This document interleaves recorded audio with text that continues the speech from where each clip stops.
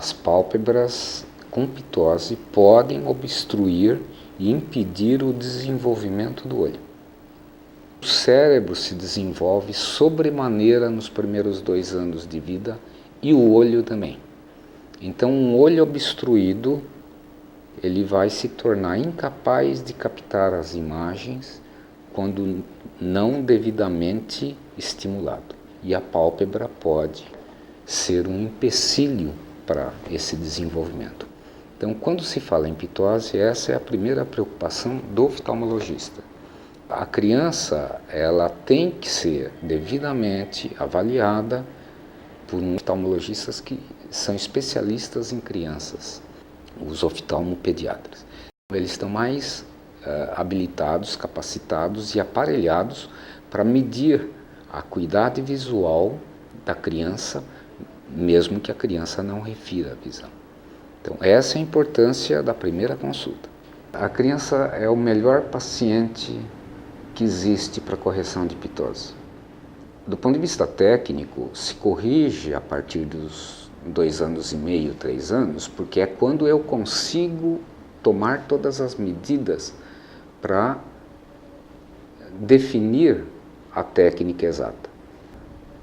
A criança tem plena consciência da sua autoimagem. Então, é aquela pergunta, desde quando a criança se olhando no espelho se reconhece como aquela imagem sendo a dela?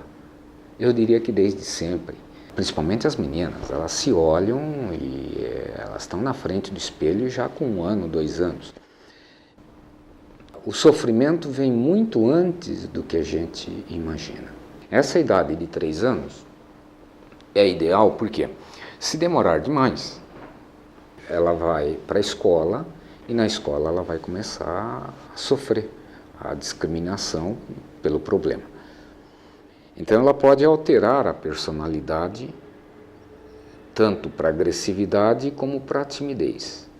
A maioria dos casos que eu tenho observado, os pacientes se encapsulam, elas ficam tímidas. Alguns fazem o contrário, que elas saem batendo em quem faz chacota. O que, tanto para um lado como para o outro, são distúrbios indesejáveis no crescimento da criança. Aos 3 anos, a criança ainda tem possibilidade de, depois de elevar a pálpebra, volta a repetir como oftalmologista, recuperar plenamente a visão, com correção adequada de óculos, estimular o olho, se ele for preguiçoso, fazendo tampão no olho bom, forçando o olho a enxergar. A pitose pode causar 2 danos. Um é o funcional, que é o pior. O olho vai deixar de se desenvolver, ele não aprende a captar a imagem, levando ao que se chama cegueira funcional, ou ambliopia. O indivíduo vai descobrir aos 18 anos, quando vai fazer o alistamento militar, fecha um olho e vai notar que ele não enxerga com aquele da pitose. Isso ocorre também em problemas de grau. Então, o paciente tem um grau diferente num olho, muito diferente do outro, e o olho mais anormal, que tem mais grau, tanto para mais como para menos, como para miopia, como para hipermetropia, ele tende a não captar a imagem. E ele usa o olho melhor para captar a imagem e esquece o outro. Esse esquecer, às vezes, leva a um desbalanço muscular que faz com que o indivíduo apresente estrabismo. As pitoses podem ser tratadas todas cirurgicamente. Não há tratamento clínico para a pitose. Quer dizer, não, é uma doença que afeta músculo e não há tratamento medicamentoso. Quer dizer, não há colírios, não há remédios por via oral. Na pitose congênita, o paciente vem com 6 meses, eu costumo acompanhar a criança a cada 6 meses, por 1 ano e meio, 2 anos, quando então ela consegue me referir tanto à acuidade, como ela consegue colaborar comigo para que eu possa medir a força dos dois músculos. A pálpebra tem dois músculos para elevá-la. Então, a dificuldade da cirurgia, da correção da ptose, é que é uma equação com duas incógnitas. Cirurgia extremamente capciosa, uma das mais difíceis que tem. E realmente testa a minha humildade. Fazendo essa cirurgia por mais de 30 anos, eu costumo falar nas minhas aulas, eu vou morrer sem ter certeza de que eu acertei. Então o paciente vem, doutor, o senhor me dá a garantia de 100%? Não, eu tenho que passar todas as minhas inseguranças em relação a uma certa imprevisibilidade de resultado da correção. Nem sempre se acerta em 100% dos casos na primeira cirurgia.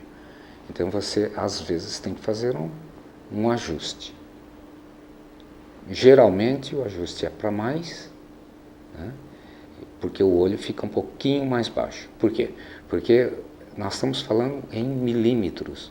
2 milímetros é suficiente para a ptose ser aparente. A abertura da pálpebra não chega a 1 centímetro, é 9 milímetros. Quer dizer, uma pálpebra que tem uma ptose e uma abertura de 6, então a ptose em torno de 3 milímetros em relação ao outro olho. Essa é uma ptose já severa. 4 milímetros a 5 já bloqueia a entrada da luz, porque a pupila fica no centro dos 9, 10 milímetros. Então, se a pálpebra cobre a pupila, o indivíduo tem que fazer uma manobra compensatória para poder enxergar com os dois olhos. Então, normalmente, ele tem uma posição de cabeça com o queixo erguido, e numa criança muito pequena, numa ptose bilateral, ela realmente vai ter problema até de postura, de coluna, e vai ser desajustada do ponto de vista do desenvolvimento motor. A cirurgia da ptose em criança congênita, sempre anestesia geral, embora o melhor seja que eu consiga fazer com o local, paciente colaborando. Elas levam em torno de 1 hora, não é uma cirurgia demorada, mas a cirurgia ela é, do ponto de vista diário, uma cirurgia pequena, mas extremamente técnica, porque eu tenho que localizar o músculo e fazer a devida correção na medida exata. Então, é uma cirurgia de precisão. Delaminando a pálpebra, você tem vários níveis e em cada nível você tem um músculo diferente. Então há que se entender da anatomia para atuar no músculo, primeiro, correto. Segundo, tem que se atuar na quantidade correta. É aí que vem a grande dificuldade do cirurgião, porque tudo isso é milimétrico e nenhum cirurgião controla a cicatrização. Então, a cicatrização é individual. Há quem retraia mais na cicatrização, há quem retraia menos na cicatrização. E esse pequeno mais ou menos é suficiente para dar uma diferença de 1 milímetro para cima e para baixo. Daí eu dizer que 100% na primeira cirurgia não dá para garantir, mas existe, primeiro, a necessidade de se estabelecer a técnica cirúrgica, segundo, quantificar e depois executar.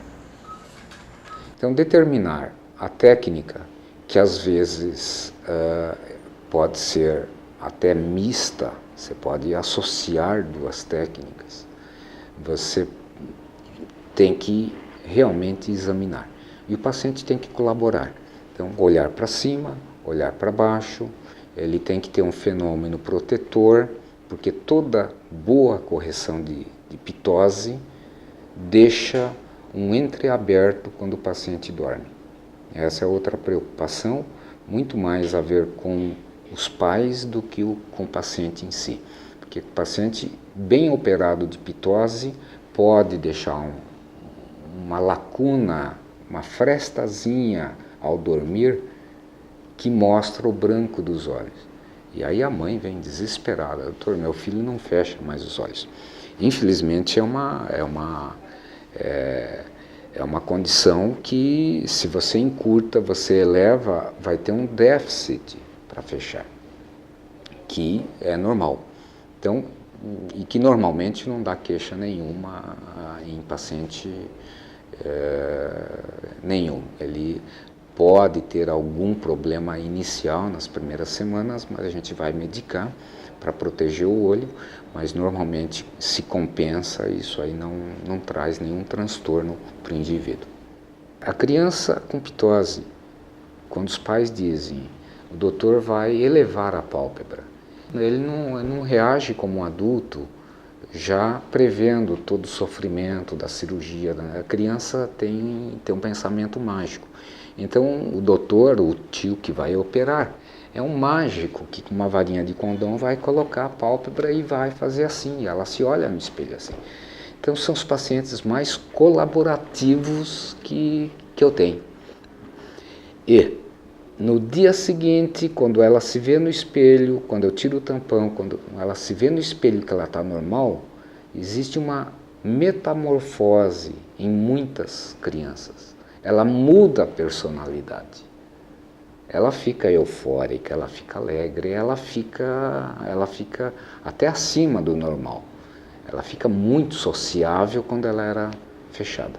Então, esse lado da cirurgia, que é a reabilitação do paciente para os contatos e para o normal desenvolvimento, visto a melhora da sua autoimagem, é uma coisa extremamente gratificante.